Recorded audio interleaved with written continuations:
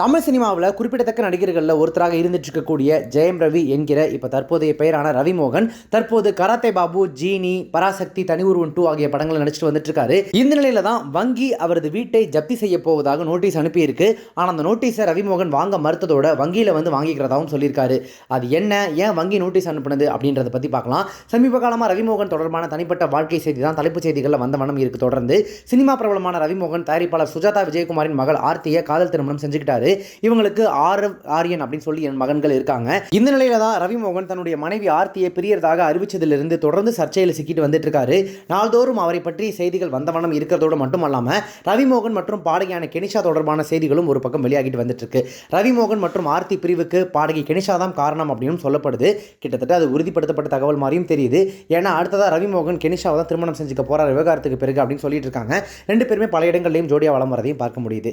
இதற்கிடையில் ரவிமோகன் ஒரு புதிய படத்தில் நடிக்கிறதுக்காக அட்வான்ஸ் தொகையாக ரூபாய் 6 கோடி பெற்றிருக்காரு.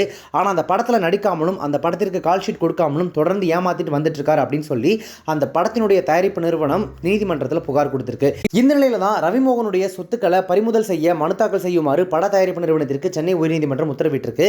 தங்களிடமிருந்து பெற்ற அட்வான்ஸ் தொகை ரூபாய் 6 கோடி பணத்தை திருப்பி செலுத்த கோரி தயாரிப்பு நிறுவனம் தொடர்ந்த வழக்கில் நடிகர் ரவிமோகன் தன்னுடைய சொத்து தொடர்பான பட்டியலை தாக்கல் செய்ய கோர்ட் உத்தரவிட்டிருந்தது.